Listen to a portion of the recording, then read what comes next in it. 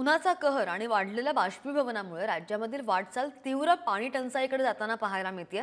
सोलापूरमधील उजनी धरण आज शून्यावर येणार आहे, तर डिसेंबरमध्ये 100% भरलेलं उजनी धरण एप्रिल महिन्यामध्ये शून्यावर येणार असल्याची माहिती आहे। उजनीमधून सोलापूरसह पंढरपूर, सांगोला, मंगळवेढ्याला पाणी पुरवठा होतो।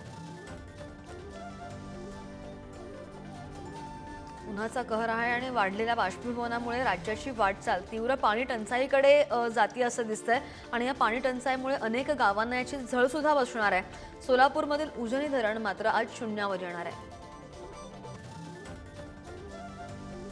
अधिकची माहिती कर आमचे प्रतिनिधी विशाल आपल्यासोबत आहेत। विशाल, आपण पाहतोय आधीच उन्हाचा तडाखा वाढत चाललेला आहे, दुसरीकडे बाष्पीभवनामुळे पाण्याची पातळी कमी होतीये आणि याचा सगळा फटका बऱ्याच गावांना सुद्धा बसतोय। जनजीवन विस्कळीत होणार आहे, यावर काय खबरदारी घेते प्रशासन?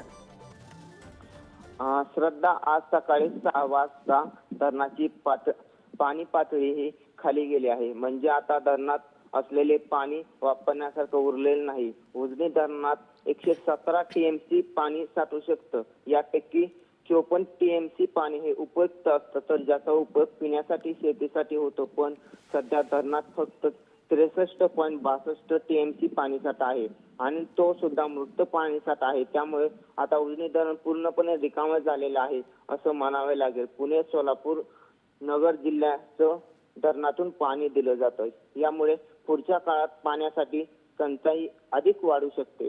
श्रद्धा, नाही, बरोबर आहे। पाणी टंचाईमुळे अगोदरच नागरिक त्रस्त आहेत, आता यावर काय तोडगा निघतो याकडे लक्ष असेल। विशाल, धन्यवाद दिलेल्या माहितीसाठी।